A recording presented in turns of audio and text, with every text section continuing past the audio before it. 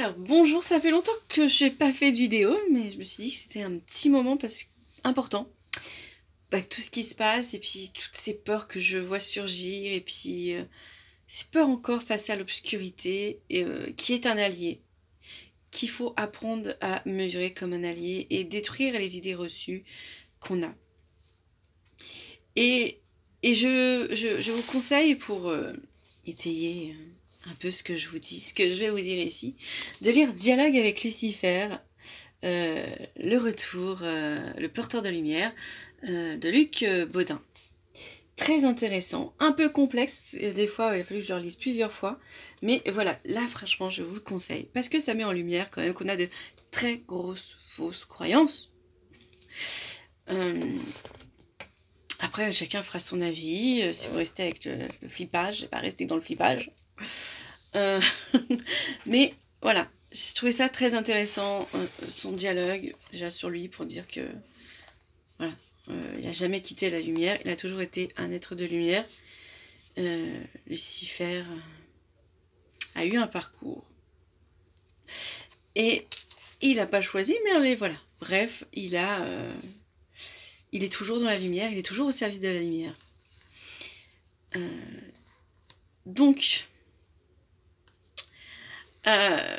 Et il parle aussi de ce côté de ce qu'on pense de l'obscurité. Évidemment, c'est traité, ces questions sont posées sur qui il est, ce qu'il fait. Et c'est celui qui appuie sur les boutons. C'est-à-dire qui vous fait bosser. Hein, je mets en gros, je ne vais pas vous dire tout ce qui est marqué dans ce livre. En tout cas, il est très intéressant. Je vous conseille de le lire pour mieux comprendre comment fonctionne l'obscurité et tous ses buts et tout ça. Donc, pourquoi je vous en parle? Parce que je vois que certains sont encore dans cette peur et qu'on est là en train de voir guérir les peurs, surmonter, les comprendre et puis s'accepter. Donc c'est aussi accepter nos défauts, notre façon de penser. Est-ce qu'elle est juste, est-ce qu'elle n'est pas juste? Est-ce que je dois la travailler? Est-ce que je dois la comprendre? Pareil, on est vraiment dans quelque chose où on se remet totalement en question. Et donc si vous dites que ah non, moi tout est clean, ah, moi je suis lumière, hein, moi je veux la paix dans le monde et je n'ai pas de défauts, je suis un être tout à fait parfait, je travaille avec la lumière, je suis que lumière, et vous mentez à vous-même. On a tous des défauts, on s'est tous mis en colère, on a tous vécu des choses qui ont fait que des fois on a un jugement par rapport à une personnalité parce que on met un peu comme une sorte de couvercle, en disant tiens, toutes ces personnes, on me l'a fait une fois et pas deux, et toutes ces personnes maintenant moi je me méfie, hein. Ceux-là je les sens, voilà. On est dans le jugement, ici et maintenant on est dans le jugement quand on pense comme ça. Donc il faut comprendre et travailler sa peur, d'où elle vient, et cette personne, c'est pas toutes les personnes qui vous a fait un parcours, une relation comme ça. Donc il faut vraiment travailler sur vous en ce moment. Et les expériences douloureuses, elles sont là pour nous faire surpasser, nous faire comprendre, pouvoir aider les autres qui vont être dans le même cas, qui vont vivre la même expérience, et leur dire t'inquiète, tu vois, moi je m'en suis sortie, je comprends absolument ce que tu vis, comment tu le vis, les sensations que tu sens, je les connais, tout ça. Ça, c'est important. Et si vous étiez toujours dans la lumière, si vous n'aviez pas ces expériences douloureuses de souffrance qui sont un peu donc obscures, hein, vous ne sauriez pas comprendre l'autre qu'il vit. Vous ne pourriez pas aller à son aide, vous ne pourriez pas l'aider, vous n'auriez même pas, peut-être que oui, mais pas la bonne manière de l'aider. Hein, de lui dire je t'ai donné ci, pourquoi tu ne le prends pas, je te donne de l'amour et puis je te guéris pas, je mets juste de la lumière dessus, oh, c'est bon. Enfin, on a vraiment besoin de comprendre le processus de la personne, comment elle a évolué, et on a besoin de le vivre dans la matière. On est là pour apprendre. Si on était tous dans la lumière et qu'on était tous là-haut sans avoir fait ce job de compréhension, on serait pas complet. On ne serait pas complet, on ne pourrait pas comprendre l'autre qui, lui, l'a vécu dans sa chair, a eu toute une réflexion, toute une compréhension. On a quand même des êtres qui ont, j'allais dire, intelligents. Oui, hein, on a quand même un cerveau, quelque chose, un mécanisme, on est aussi des êtres émotionnels, a besoin, si on est des êtres émotionnels, on a besoin de comprendre les émotions, qu'est-ce qu'elles traduisent, et donc on a besoin de comprendre ce que c'est la tristesse, le chagrin, le deuil, la perte, l'angoisse, la peur, comprendre toute cette palette de couleurs pour pouvoir trouver notre propre véritable couleur à nous. Comment la remettre? Comment retrouver la lumière? Comment vouloir accéder à cette part lumineuse qu'on a en nous, qui fait partie de nous? Et donc ça, c'est vraiment pour ce qu'on est ici et maintenant. Mais je vous ai aussi dit que les mots, dans les autres vidéos où je vous disais le merci, comment dire les mots, faire attention à ce qu'on dit, parce que ça se répercute sur nous, et ben ça se répercute aussi sur le collectif. C'est-à-dire nos mauvaises pensées, notre façon de juger l'autre, ça crée un égrégore d'obscurité qui prend le chemin et qui se crée dans le collectif.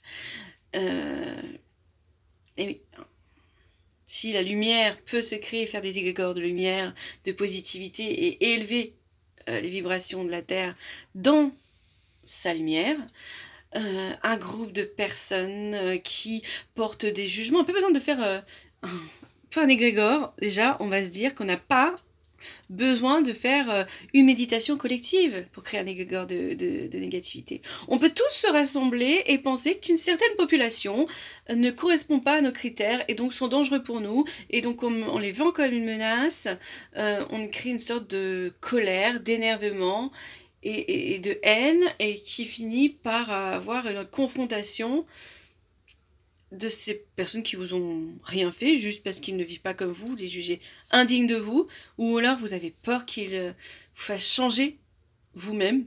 Donc vous n'avez pas confiance en vous, ça manque de confiance en vous, de dire si l'autre il approche et qu'il me dit de faire ça, ça va pas le faire. Mais l'autre aussi, hein, de notre côté, il n'a pas à vous dire ce que vous avez à faire. Chacun a sa place, le monde est assez grand pour tout le monde. Et pour ne pas être dans cette peur, on doit dépasser ces peurs. On doit se dire non aussi, savoir dire non, ne pas tout accepter. C'est vraiment des questions de positionnement et de raisonnement et de passer voilà, ta vie c'est ta vie.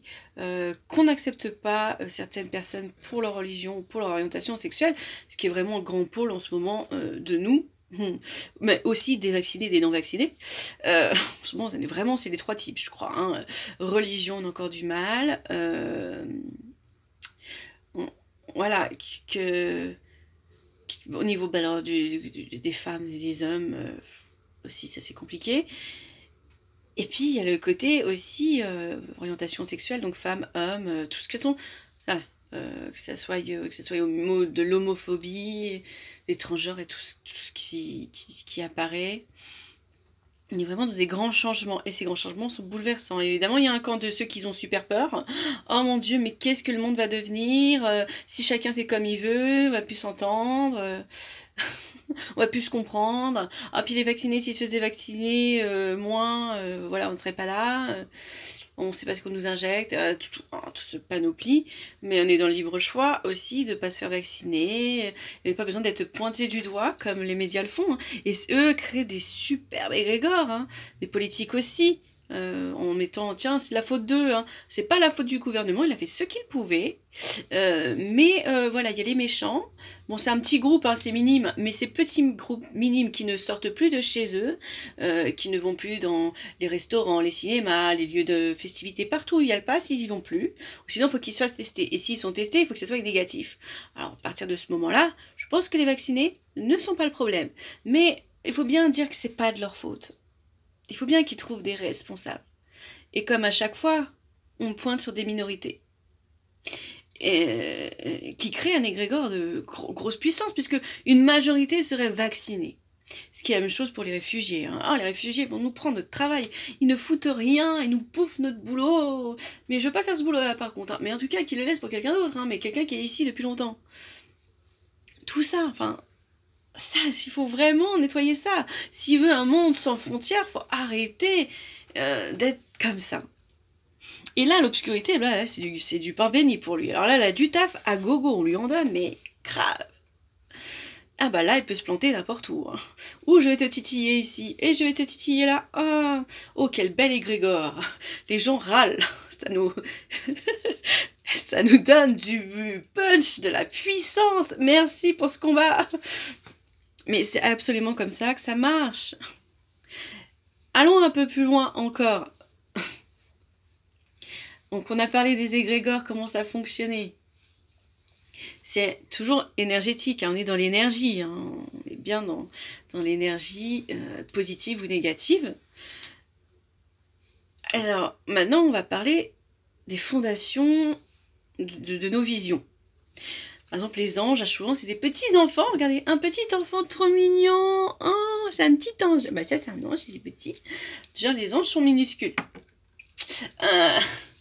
Et puis les démons, ils sont poilus, ils ont les yeux rouges, ils ont des cornes, ils ont des queues, et puis ils sont tout déformés. Enfin voilà, ils font 500 mètres de haut. Alors le petit ange, il est tout petit, il est mignon, c'est un petit bébé, joufflu, il a des petites ailes, c'est Cupidon. C'est un stéréotype, voilà. Bon, ça s'améliore, on est d'accord, mais c'était quand même ce qu'on voyait le plus sur les photos, c'était des petits angelots tout mignons. Tout bébé innocent, qui vous apporte la grâce, la bénédiction. Et puis, bah voilà, les monstres, ils étaient toujours énormes, ils étaient poilus, ils ne parlaient pas, ils rugissaient, ils avaient des bruits bizarres. Et ça, c'est le côté animal. C'est le côté que, un certain temps, on va dire au Moyen-Âge, pour parler de ça, même l'époque des dinosaures, le conscient collectif, il s'est fait quand l'homme, dès qu'il est apparu, hein, donc voilà, les grosses bêtes dans le noir, ça ressemble à des monstres, hein, les dinosaures. Donc voilà, l'homme et les dinosaures n'ont pas... Mais il y avait quand même des formes un peu comme le mammouth, c'était quand même les bruits dans la nuit, enfin, on se crée un collectif, on se crée un imaginaire, et ça s'imprime dans notre collectif, et puis on met ça à des démons, ils peuvent... Ah bah oui, il y a une bête sauvage qui a faim et qui voit quelque chose courir, pour lui c'est à bouffer, hein, donc il va pas se poser la question, c'est un homme? Ah non, je cours pas après. Ah, bah, c'est quelque chose qui bouge, moi je m'en fous, j'ai faim. Et va le bouffer. C'est dans l'instinct. J'ai faim, il y a quelque chose qui bouge, c'est forcément appétissant à manger. Et puis voilà, puis des fois même il se dit ah, j'avais pas forcément envie de le bouffer, mais vu qu'il a commencé à venir à me lancer des trucs, qu'il commençait à... ça m'a piqué un petit peu, je me suis dit si, je vais le bouffer quand même. Mais voilà, c'est pas de la défense. C'était pas sa première idée, mais si tu l'attaques, il te... peut-être pas forcément, surtout si c'est un carnivore, se laisser bouffer, tuer, parce que tu as décidé que tu avais besoin de sa peau, par exemple, ou je ne sais quoi encore. Bref, ça, c'était créé par... voilà, c'est des images de l'inconscient, de ces grosses bêtes qui ont des bruits étranges, que dans le noir, on voyait pas trop à quoi ça ressemblait, donc ça pouvait être le diable, ou un monstre, ou un démon, quelque chose de négatif, quoi. Hein, ah, puis il blessait bien, ça pouvait pas être quelqu'un, voilà, de bien. Bon, puis après, il y a toute la construction de se dire... Eh oui, parce qu'on a construit beaucoup de choses. Hein. On s'est créé qu'un homme pouvait pas être... voilà, bah, c'est un démon, là, franchement. Il peut pas faire tant de mal et être un humain. Hein. Ça peut pas être un humain, franchement. Il est pas moi. Il est pas moi, donc forcément, c'est un démon. Il a pactisé avec le diable. Voilà, il fait des trucs sataniques, machin. Alors, ce qui veut pas dire que ça n'existe pas, les messes machin, les messes noires, les trucs, les rituels sataniques. Certes, c'est quelque chose comme on peut faire des rites de lumière, de douceur, d'amour, envoyer des égrégores de douceur. On peut nourrir l'obscurité aussi. Mais t'en payes quand même une conséquence. Hein. Je pense que... Bon, je n'ai pas testé, je n'ai pas envie de tester, de jouer à ce jeu. Je ne suis pas non plus très rituel de lumière, donc je préfère laisser les choses venir à moi plutôt que d'aller les chercher. Donc, voilà, je vis une spiritualité très ouverte, où j'accueille mes messages et où je donne les messages que je reçois. Et donc, voilà, je crois que c'était vraiment très important qu'on mette un peu ces choses au clair, de vraiment travailler sur soi, sur notre façon de penser pour évoluer et détruire ces égrégores, détruire cet inconscient collectif négatif pour ramener de la lumière, de la douceur et de la compréhension, de l'ouverture. Hein, on est quand même dans une phase de grande ouverture où tous les champs des possibles peuvent se révéler à nous. Et évidemment, si on laisse l'obscurité, le champ libre, en restant dans nos peurs et de dire « Ah non, moi je reste comme ça », je veux pas comprendre, parce que il y a des moments où on a des grands chocs dans nos vies, surtout en ce moment, ça travaille pas mal. Et je vois qu'il y a des gens qui disent ah, non, j'ai pas envie de bosser là. Non, là je suis trop énervée, non, là c'est trop compliqué, je comprends pas pourquoi je pleure tout le temps, je comprends pas pourquoi si. Qui retourne vers ce schéma un peu je me tapise dans, voilà, dans ma victimisation, dans ma colère, dans mon refus, alors que c'est à ce moment-là où on doit s'ouvrir et on doit dire ah, ok, il faut que je comprenne qu'est-ce qui m'a touchée, à quoi je pensais, quelles étaient les émotions, pourquoi je dois accueillir ça. Être dans cette phase de recherche en soi, parce que c'est pas quand vous êtes en pleine lumière, dans la zénitude, dans le bonheur, la joie, que vous allez vous dire « Oh, je suis tellement joyeuse que je vais travailler sur moi et travailler sur mes peurs. » Non, non, non, c'est pas à ce moment-là que vous allez dire que chouette, on va pouvoir... Non, non, on va dire je suis tellement bien, là, je sais pas pourquoi je me ferais chier, là, pour une fois que je suis bien, je vais forcément pas aller travailler sur mes peurs. Donc quand vous avez dans vos peurs, vous voulez pas travailler parce que c'est trop compliqué. Quand quand je suis heureuse, bah j'ai pas envie d'y penser parce que je suis heureuse, tout va bien, je sais pas pourquoi je viendrais à gratter dans mon obscurité. À un moment, il faut s'y mettre. Et puis après, vous serez libéré, vous serez plus... un pas de plus vers cette lumière qui vous attire et qui nous attire tous énormément, j'espère. En tout cas, moi, j'ai choisi. Donc, voilà. Mais il faut y aller, il faut travailler. Et je n'y suis pas arrivée. Pour certains qui penseraient que ouais, elle a l'air super cool, tout cool sur elle. Non, pas du tout. J'en ai chié comme tout le monde, comme tout être humain qui expérimente, comme tout incarné, comme toute âme. J'ai expérimenté, j'ai coupé des choses, je suis passée par des choses très dures. Et oui, j'ai pleuré, et oui, il a fallu que je comprenne, et oui, il a fallu que je travaille pour arriver là où je suis, ici et maintenant. Ça s'est pas fait comme ça. Super, je suis dans la lumière, je reçois les messages et je n'ai rien à travailler, rien à comprendre. C'est absolument faux.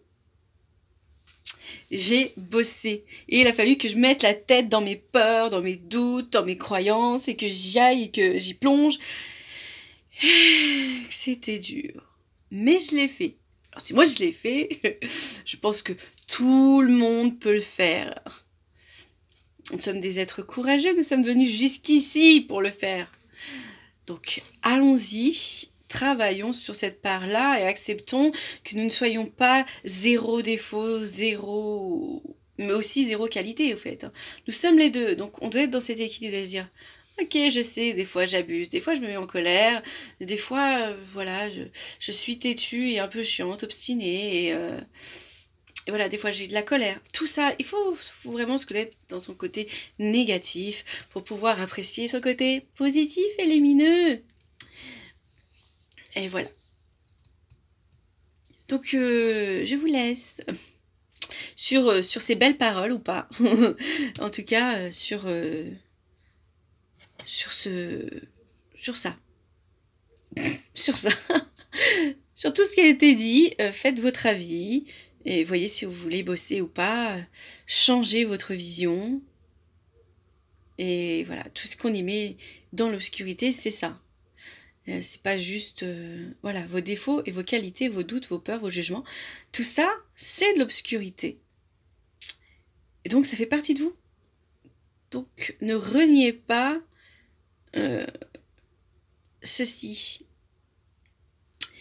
Mais on peut guérir, on peut aller vers plus de lumière, plus de compréhension, arriver à un équilibre entre le noir et le blanc, trouver le gris. Voilà.